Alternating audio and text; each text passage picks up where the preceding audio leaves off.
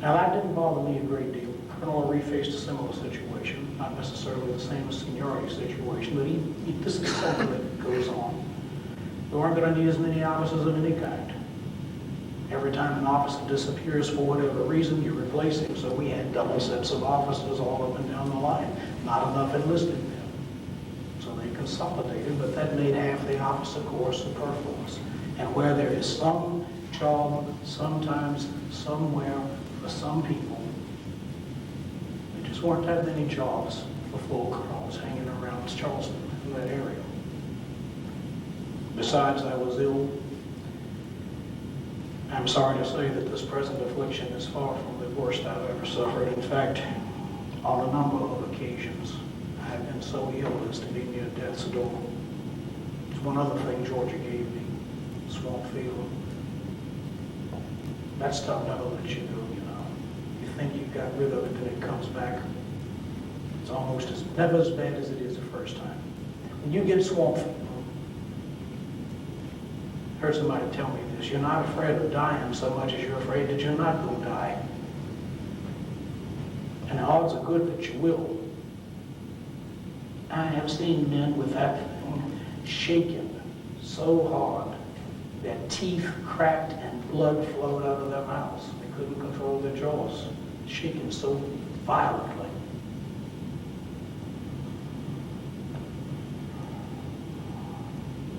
Well, never mind that. But I had it again.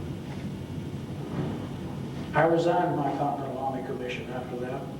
Besides, my only option, if I found another job in the Continental Army, was going to be, as Colonel Aree mentions, to recruit more men. And as soon as the men that were left with my 6th got home, furlough, leave, expiration of enlistment, it would not be long before there would not be a single soul from the area I recruited from that would have been willing to serve under a Continental officer. That's how bad Georgia was.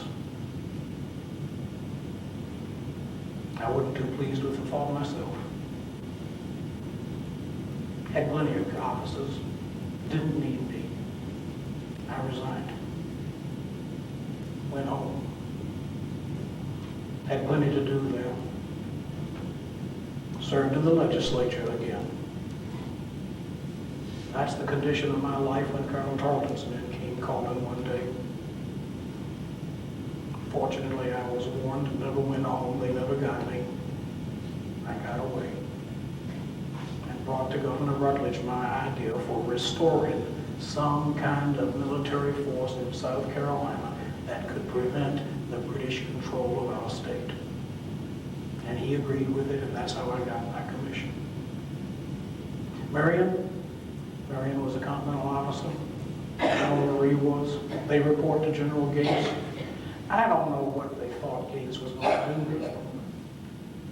I believe Gates was hoping he'd get a pretty substantial number of volunteers who'd flock to him out of South Carolina. And then he'd have officers for this expected South Carolina Brigade or South Carolina Division. You know, his army consisted of a Continental Division, a division just of North Carolina state troops and militia, and a brigade of Virginians. I think he expected at least a brigade of South Carolinians. They didn't come. And then he had need for a regular Army officer that was being called for in Williamsburg County. That's, I think, what he's saying. I don't know all this stuff about not liking him. He never talked to me about that. I knew the general. I know the general. I've spoken to him on a number of occasions, especially after going to Congress. Ultimately, Marion is commanded militia with a Continental Army commission, but then from Rutledge through me, a colonel's commission in the South Carolina militia. He's got 2 commissions. He now serves 2 masters. John Rutledge, through me as commander of the whole South Carolina militia, he never wanted to think about that through me business. And whoever, in this case, Horatio Gates, was the next highest officer in the Continental Army. His militiamen legally did not have to go If Gates had called him to go somewhere, he had to go, but his men might have stayed behind. This is the problem with dual command, when the men under you are not similarly dually obligated.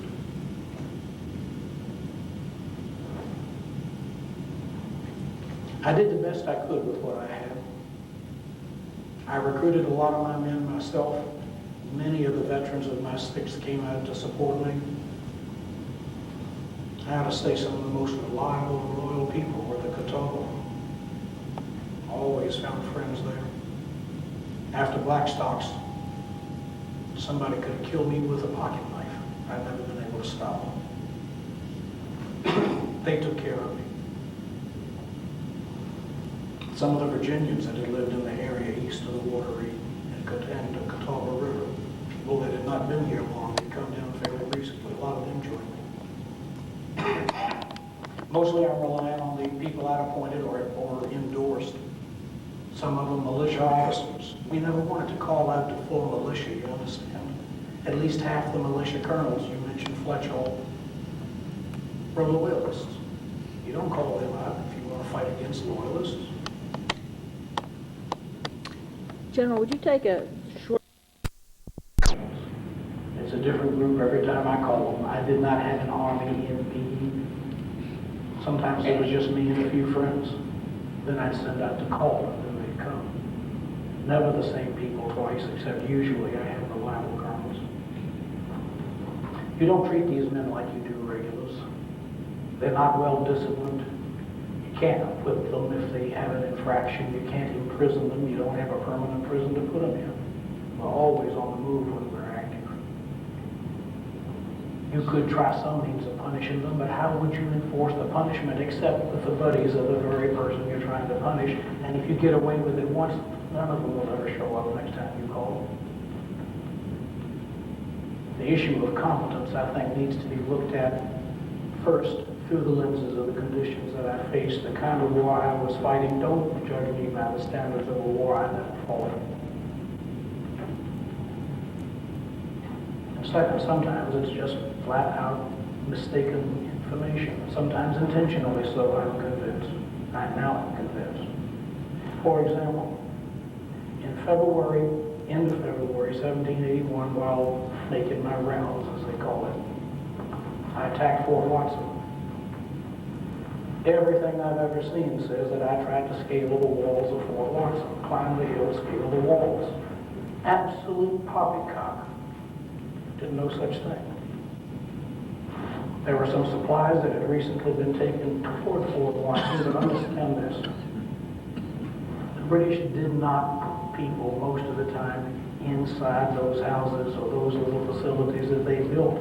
They put them outside and around it, and then they dug other defenses around that, depending on how much they were trying to protect. Like the old-fashioned keep in a medieval castle. That fortified house, that hilltop is your resort of last resort. Sometimes it's necessary. We thought we could make a surprise attack on Fort Watson, which we knew only had about 40 or 50 men defending it, and lots of the supplies that we just lost and were in desperate need of, especially ammunition. And it turned out that Colonel Watson himself and at least 200 to 300 very odd people, some provincials, had gotten there just ahead of us. We didn't climb the fort. We tried to move toward the outer works, ran up on a little party of a patrol outside it, got in a skirmish with them, and before we could shake that out, here comes Watson's 200 men. I was repulsed from that, but I didn't try to scale to bump my head against the walls of Fort Watson. Yet most of the time you read about it, that's the way it's depicted.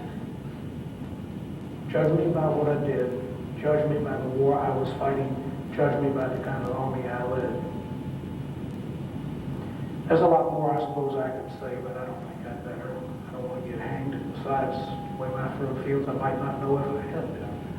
So I will take maybe a question or two if anyone would like to offer one. Yes.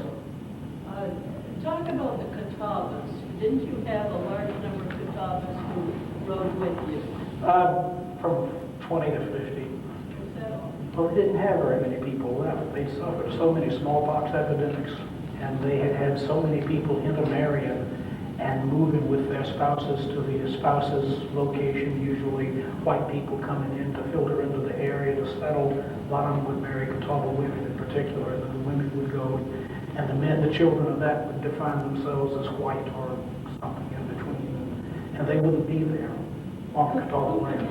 What colonel commanded most of them? Well, General New Road was the chief of the Catawba, and he personally led them, but he worked very closely with me. And I spent a good bit of time in his home as well, so he and I, pretty much one person when we got to that. Somebody else had something. Yes, sir. You catch a lot of grief because of your implementation of the strategy for recruiting of giving forcing slaves to varying numbers of recruits. Here's another story. Colonel, I got to answer quick, but I led two kinds of people. I led militia, and after February of 81, I led state troops. I tried to reconstitute the same 6th Regiment South Carolina Army for the very reasons I mentioned about the unreliability of militia over an extended period of time. They're great if you use them right, which I tried to. But I also felt we need a professional force that was always there. Cavalry, we trained them with swords. The only problem is the government of South Carolina doesn't have a treasury, doesn't have a tax base, doesn't have the money to pay a professional force. Rutledge approved. I presented this plan to Rutledge for creating it. I presented the plan for supplying it, and I presented the plan for paying it, all in the same document. Slaves was one of the things we were going to pay people with. Slaves confiscated from Tories. And Rutledge decided, call me a plunderer? No, I was carrying out orders. Now, I did propose this system. Rutledge is the one that signed it. Furthermore, when Rutledge summoned the legislature back into session in Jacksonboro in 1782, after electing a new governor, the first thing they did was to start plundering the Tory estates for money to pay the expenses of the state, and ultimately even endorse those slave payments to the state troops, not militia, but to those people who were state troopers who had signed on in that expectation. That's one of the hardest post-war fights I had, but I made sure that what we promised we paid. So please understand the difference. State troops and militia, not the same. And there was a contract with those state troops. And the governor had endorsed it. It was by his authority that I did that. I had to stop, but maybe a little later we can have some other conversation on this subject. Colonel, the floor is yours once again. And those that have not heard him, you know that Tom Powers worked the midnight oil to put on a good show to match Joe. But Joe has done, I don't know, 30, 40 different impersonations as he taught history to 1 million kids. And they all love him, and we love him. And Dr. Joe Stukes, and as he comes on, I think we will be meeting Francis Marion.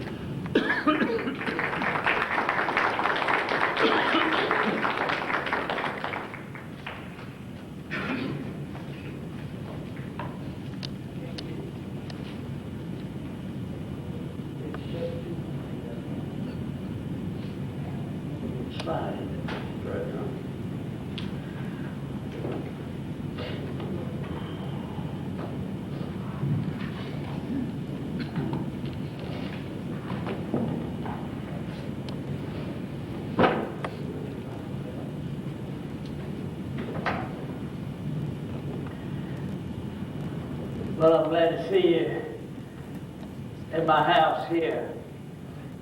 I call this place Pond Bluff. You know,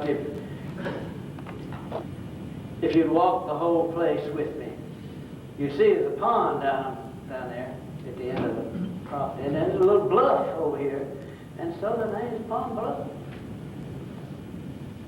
Wasn't born here. Some of my family lives next door. My brother lives next door to Belle Isle. I was born in this area, though. St. John's Parish, Berkeley. But my father sold out when I was a boy and moved the family to Georgetown, outside Georgetown, Winyard. Didn't raise corn over there, raised rice over there. We were a farm family. But you know, if they ask me, what's history going to say about you? Well, I don't think history's going to say anything about me. I don't think I deserve to be in a history book. But what they really ought to say is that I rejected being a farmer. I didn't like being a farmer. When my folks moved over there to Georgetown and I began to grow up, I had to pitch in and help with the farm. Now, what did you expect out of a boy? There were 5 boys. First child was a girl, Esther, named for my mother. And then the other boys came along. Gideon, and Isaac, and Job, and Benjamin, all of them biblical names. And I guess maybe that's all of the Bible my folks ever read, because they ran out of biblical names when they got to me. But they named me Francis.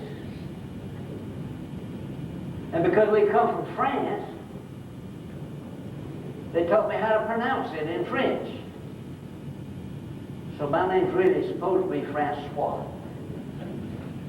That sounds a little fancy, doesn't it? You know, I never did like fancy.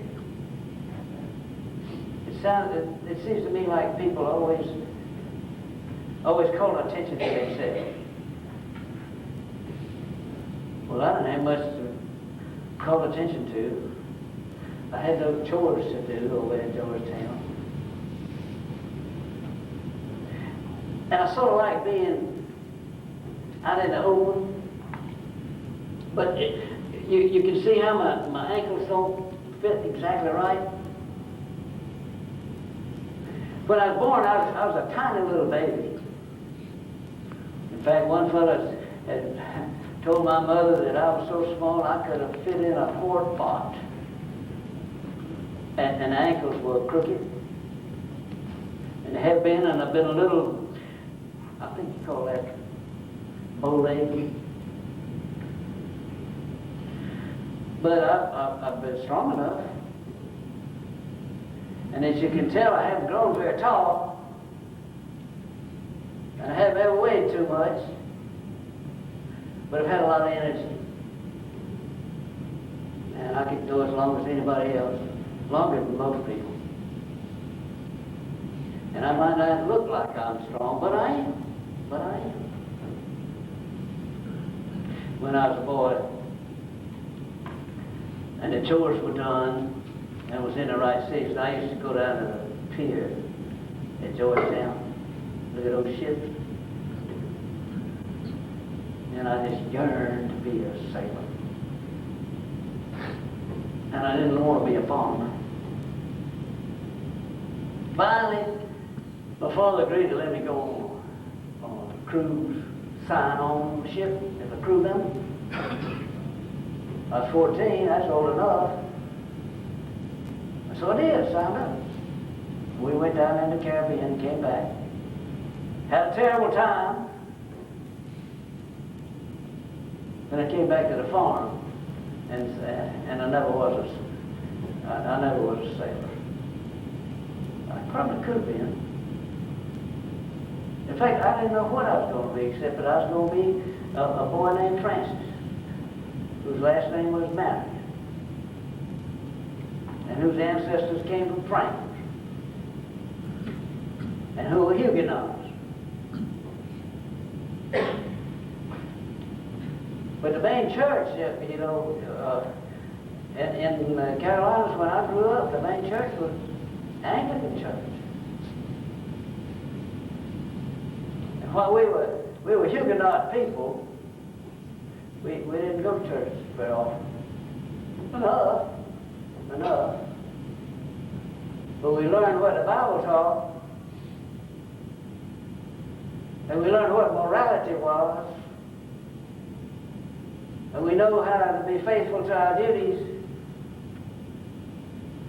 And we know how to live together. And how we could live together in an atmosphere where you could be yourself instead of trying to obey orders all the time. And we also believed in family. And when my brothers got older, one at a time, they got married, and they moved away. Some of them moved right back into where we are now. Gideon did, and Job. And Esther, she married very well. She lived up in the upper part of the state. You know, we Marions, we were not wealthy people, but we were well thought of. And later on, when our war was going on, and we decided to create South Carolina, and we had elections for the legislature and the Senate, I got elected. I didn't try to get elected. I didn't advertise myself, but I got elected. So did other people, and I had kin people who were elected. We owned land. And when my father sold out in Georgetown and we moved back down here, we had land, and we had slaves, and we had animals. Oh, we weren't the poorest. We weren't rich, though. We didn't have plantations. We called them plantations. But we couldn't keep up with it, with the Rutledges and the Middletons and all those other people. We knew our place. So we were happy being in our place. Except me, I didn't much like being a farmer. And when my father died, and my brothers had already moved away, somebody had to take responsibility for the farm. Well, one of the things we had learned was that a man must do his duty. You know, when there's work to be done, do it. Well, it seemed to be my job to help my mother with the farm. And so I never did get married. I haven't been married but a few years. All my adult life, until about 10 years ago. I'll tell you where I didn't get happy. When the call came out for the militia, all of us, you know, we're in the militia. All of us men. And we drilled, but we weren't ready to do any fighting. But when the call came out to go fight the Indians, back in the 1760s, I answered the call. I joined up with the others, went off to fight, and I've never been happier in my life than as a soldier. I like the organized life. I like for people to give orders, and I like for people to take orders, and I like for people to do the duty. And so, when I fought up there in the upcountry against the Cherokees, the commanding officer made reports. Wrote me up by name for having been a good soldier. For having gone and fought against the Indians and learned how to fight against the Indians. We learned how to fight their way. And we learned how to improvise.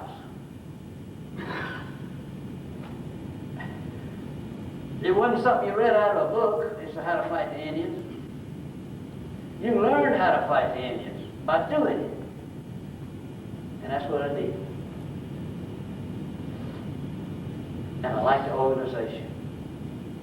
I was always anxious to be in the militia. And then, when the British gave trouble down here in the Low Country, down here in St. John's, and especially in Charleston, and when the British were coming to capture Charleston in 1780, and before that in 1776, guess who was there? It's me. I was glad to be there.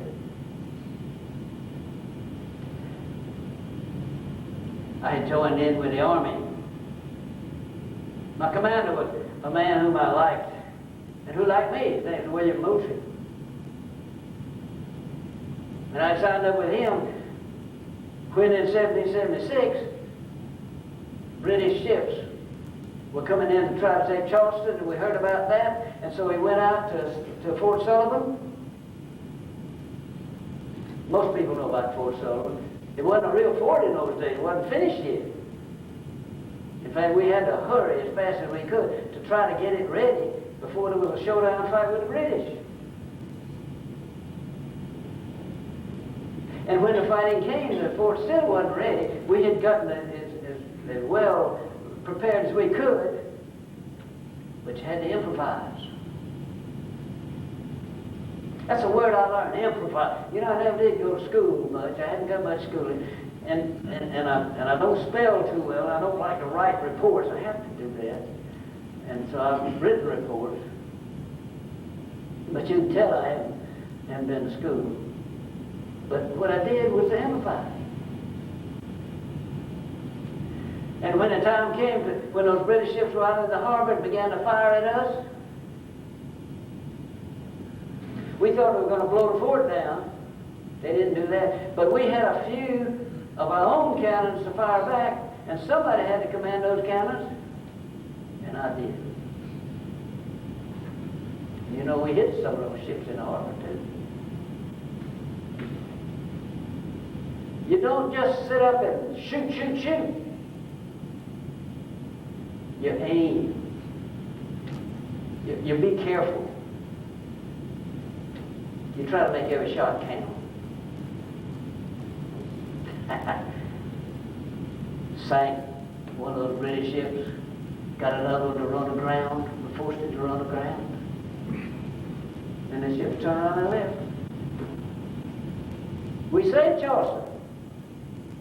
And it was just before, up there in Philadelphia. You know, the politicians had gone up to Philadelphia. Some of the rich folks had gone up to Philadelphia. And they signed a Declaration of Independence. But we'd already won the battle at Fort Sullivan.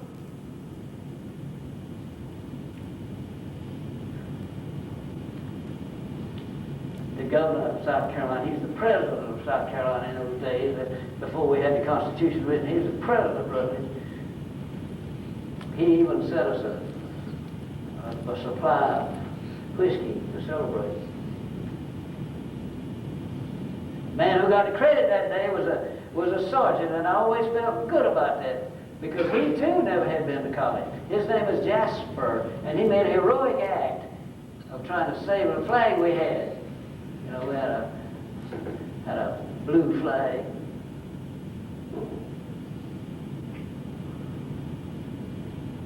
On that blue flag we put a crescent. Later on,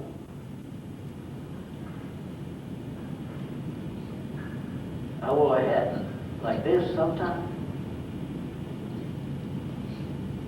but not in battle.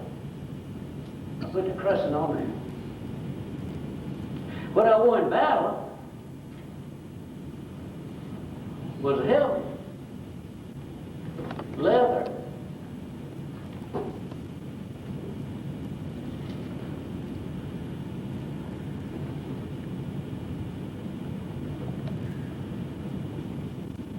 Look at that. Got the crescent. Got the word liberty written on the crescent. Sometimes we had nice looking uniforms. Most of the time, the men that I commanded, we didn't have much uniforms.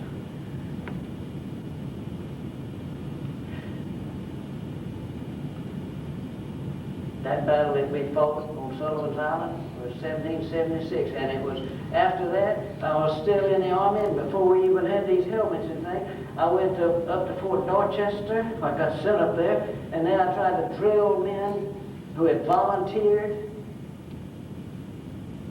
People who came in were farmers.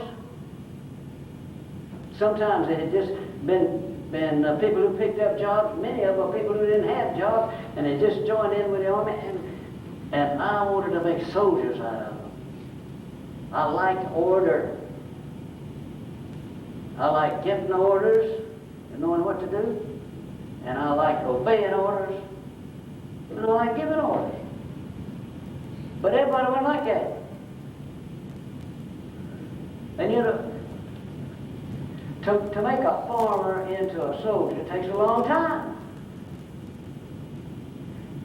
Especially these people who used to sort of doing what they pleased. Oh, I had a lot of trouble. I had to discipline. I had to have men whipped. I had to have men shamed. You know, sometimes, you know, we just made the men who got out of line, made them wear petticoats so people could laugh at them. We'd make them carry guns around all day long. You know, I had to teach some of them how to just get along with basic things. I had to say to some people to brush their teeth.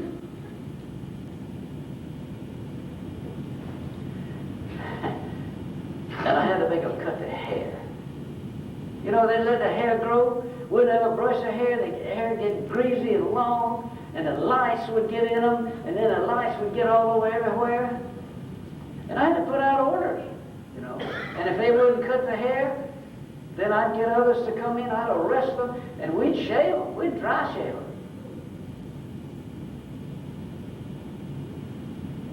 Yeah, when the history books write about me, or write about anybody in our war, they're going to forget things like that. They're going to talk about soldiers. Well, they weren't soldiers, they were farmers. They were hicks. They were unemployed people. They were people who didn't know about loyalty. There were people who didn't know about doing their duty, and we made them soldiers. Well, I didn't do that by myself. You know who helped me? The British. The British helped me. They didn't mean to.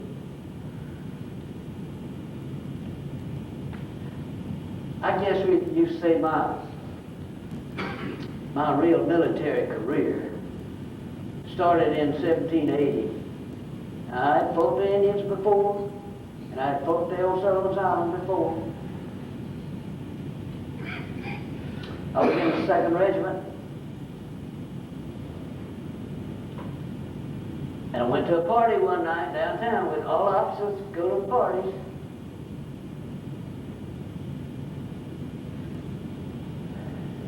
His name was Alexander McQueen. He lived right down there on Tradd Street in Charleston. Had a big house. Like most of those houses, you know, the ground floor is a stable. That's where they keep the carriages, you know, pull the carriages in, and the horses. And then you went upstairs into the house. And the way you had these parties for men, once the people got there, you locked the door. And they got inside and they would drink a lot and they would tell stories and then laugh and sometimes sing. And, you know, I didn't like much of that. I never was good at talking. And while I appreciated a good story when I heard a good story, I wasn't a very good storyteller. And I drank wine, you know. I didn't have any objection to drinking alcoholic drinks. I did have objections to getting drunk. But, you know, I really didn't like to drink alcohol. And I didn't have much fun at a party like that. But when I tried to sneak out, you know, we were all locked in up there on the 2nd floor, so I went over to the window and jumped out the window to escape, and I hit on this leg right here, twisted that ankle and broke it. Swelled up like a balloon. Couldn't walk. And so I decided I'd have to go somewhere to recover till my ankle got to working again. So I left Charleston. Turned out that's one of the best things that ever happened to me. Because when I was gone from Charleston, the Army surrendered to the British. Charleston fell. And you know, George Washington and the Continental Congress had sent a general down to help us in South Carolina fight. He's General Lincoln. Big man, you know, weighed about 250 pounds. Benjamin Lincoln. He really came from Massachusetts, but he came down to help. And he surrendered Charleston. So suddenly there wasn't any army in South Carolina. Continentals. What was in South Carolina was South Carolinians. You know, I hope the history books will say that the Continental Congress who was trying to ruin this government, George Washington and all that, they sent 3 generals down there during the war to help us win. One was General Lincoln, and he lost Charleston. And the second one was General Gates, and he lost at Camden. Lost the whole army at Camden. And the next was General Greene. And he didn't win any battles. He kept the army in the field. And so there was an army here. But he never did win any smashing victories. So while we got help from the Continental Congress in South Carolina, who won the war? And the answer is South Carolina and South Carolinians with a few people who helped us.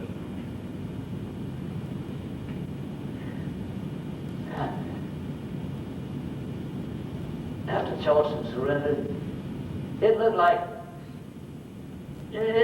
South Carolina didn't have a chance.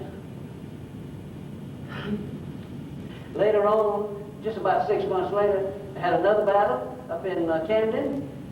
That's when General Gates came down. And when Gates was defeated, and his men were either dead or captured or scattered, there was just nobody in South Carolina to fight against the British. And a great number of people in South Carolina who had been in favor of independence with us decided that it was all up. The jig was up. And they signed on to support the king. I can remember those days. That's when I was trying to get my ankle well. Incidentally, I tried to stay in my house at Pond Bluff, and I heard that the British were coming because they knew who I was. You know, I was an officer. And so I decided I had to leave. That's what people told me, I had to leave.